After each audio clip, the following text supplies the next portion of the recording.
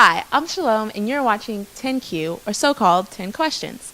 I will ask my guests 10 questions, and we will find out all about them. Hi, you're watching 10Q with Shalom, and today I have the honor of interviewing the legendary Ruth Nelson of women's sports volleyball. Wow, thank you. So how did you first start getting involved with the sport of volleyball? Well, in volleyball, it's kind of interesting. In high school, we didn't really have volleyball. We only played tennis. Oh. And so we played play days in volleyball, but we really didn't get that much exposure until when I was in college. And it was one of the 5 sports I played. And I thought it was pretty challenging. And I thought, you know, anybody can play it no matter what height you are, how quick you are. And I was fortunate enough to be dating a guy on the national team, and I got really excited about the sport. And that's really how I got involved in it. Many people, and especially girls playing sports today, don't know the history of Title IX. Can you tell us what it is and how it specifically impacted you and still influences girls today? Well, Title IX is an interesting thing because it's really was enacted in 1972, and then it really never impacted the college players, and there were other women's sports that was impacted sooner, but volleyball, we started giving scholarships in 1974. Mm-hmm. And actually Flo Hyman, the legendary Flo Hyman, when you say legendary coach, I think she's a legendary volleyball player that really kind of set the stage for the sport. And she actually wouldn't take a full scholarship. She divided her scholarship so that 4 other people could have it. And she felt like this is the first time that everybody needed to have it. And really, Title IX really gives an equal opportunity to participate for girls in sports. And it doesn't mean that, let's say, a women's volleyball coach like myself, I don't get paid the same thing as a college football coach. It just means you get an opportunity to be exposed to different sports. It gives an opportunity to have more participation in sports. And what it basically did is, before 1972, only like 43% of the population were women. And now it's over 60% that are participating women. So how does it affect? Well, I would say this, that it's giving more money to women in sports, not only at the collegiate level, but even at the high school level. As a coach and a former player, how have you seen the women's volleyball grow over the years? Well, from college, when I participated, we didn't have scholarships. So we actually had to work 10 to 20 hours a week, play our sports. And then in 1974, when scholarships were available, I was in coaching at the time. And how women's sports have really developed, and women's volleyball specifically, is there are over 2,800 colleges now that give scholarships for girls wanting to go to college and play. Where do you see the sport 10, 20, or 30 years from now? I think you're going to have more colleges give out more scholarships, which means more kids are participating. Like in the Dallas-Fort Worth area, there are 8,700 junior volleyball players ages 12 through 18.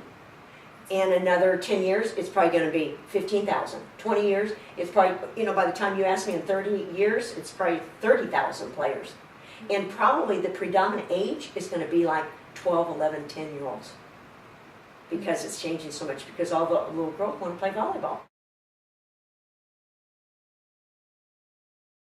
Soon as mom and dad are color commentators in play-by-plays, and they're now announcing and talking about volleyball, then you see it on TV. What does TV mean? It means dollars. What does dollars mean? It means sponsorship.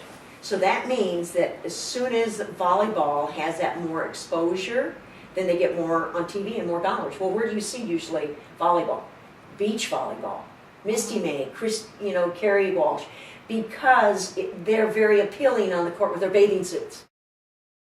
Why do you think professional women's volleyball is more popular in Europe and Latin America than in the United States? Well, it's the simplest answer is an answer that most people don't like to hear, and that is, in the United States, men's sports are promoted the most. So what happens is this country hasn't figured out that women's volleyball can be very exciting. Like what we talked a little earlier about is when dad or a celebrity has a daughter who plays volleyball, then guess what? He starts going to the matches.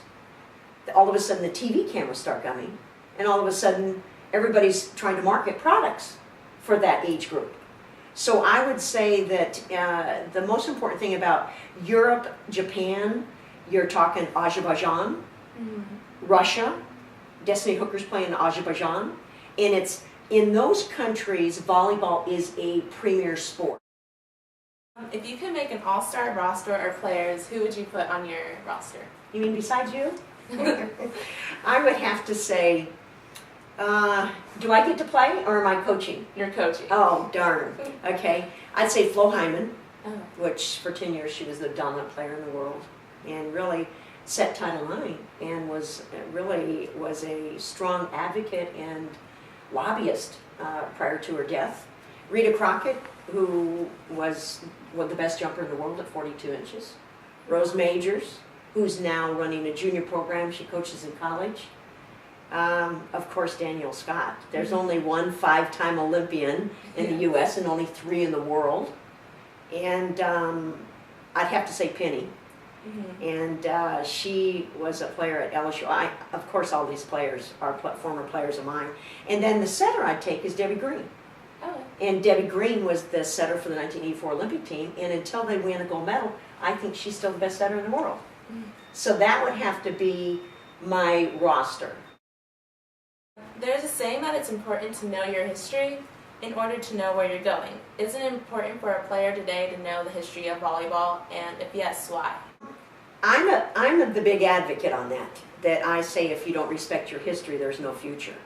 And my feeling is that everybody that played, you played tennis, you knew who Billie Jean King was, right? Yes. Well, why is it that all volleyball players don't even know that Danielle Scott's a 5-time Olympian?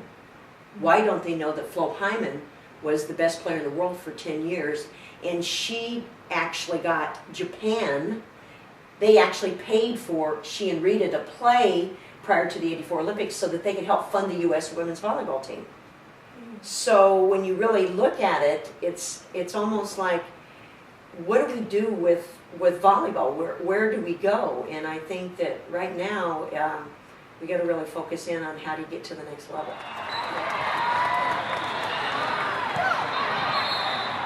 What about all the history of all the players that participated with us on the first national team? The national team started in Pasadena, Texas. We were the first full-time Olympic training center, even before the men had theirs in Ohio. To understand now, you get to go on trips and you get in nice hotels and you get to pick what trip you're on. And I don't think you can take anything for granted, because if all the work that's done in the past with Title IX, with the Women's Sports Foundation, with scholarships, with starting with AIW, which is the Associate Intercollegiate Athletics for Women, that's really where the first national championships came. Whereas most players think it's the NCAA, but it's not. There was a completely women's organization that started the movement in the early and middle 60s. So it's, and before your time. So my point to you is, I think in order to go where you need to go, you need to be able to respect what you're doing. And it's almost like, if you recognize that you're the future, which you're the future, Shalom, you and your age group is the future of the sport, and I know you care about the sport. It's people like you that help others better understand it. Now, will there be some that really won't be excited about it? Correct. But I think the more you talk about it, the more you deal with it, the more you respect it, the more you appreciate what you have. It's like the slide, which everybody calls now a step out. But before it was that, it was a Texas 1-foot takeoff. Besides athleticism, what are important qualities to look for in a player? Well, I have a new term, which you're familiar with. It's called persona. If I look at someone, I look at how they warm up. I look at how they really relate to their teammates. I look at how they are on the bench. I look at how, when a coach takes you out or puts you in, how you respond when you're in and when you get taken out. Please tell me about your Bring Your Own Parent, BYOP program. How did you come up with such a unique idea to have parents participate in teaching their kids when typically they're just watching from the sidelines? So. You mean all of this stuff up here? How did we ever come up with this? I believe the next generation coaches will be parents. And I said, in this country, everybody's so busy, they've forgotten, like when I grew up, we spent more time around our parents. So what more could you do is to have a program where the parents must engage in every training session. They have to learn how to toss the ball. They have to learn how to hit the ball. They have to learn to let their daughters correct them in certain techniques and skills. And I thought, if I have this much experience, over 30 years, and then I have over 14 years more in 10 and under, I would be bringing something with a lot of expertise and a lot of energy and enthusiasm to the parents to learn. And that's why I developed the programs. I get more things is engaging the players. And you can see this is their shirt. And their shirt gives you every little action. Now, what's going to happen is each of them are going to get to, they've already given me names, and each of these cartoon characters are named. So what have we done? We've engaged them in everything about the sport. Are there any words of wisdom or advice that you would like to give players and coaches today? I think that if you ever really believe that you have a love and a passion for any sport, not just with volleyball, is that you need to be willing to look at yourself and always want to learn.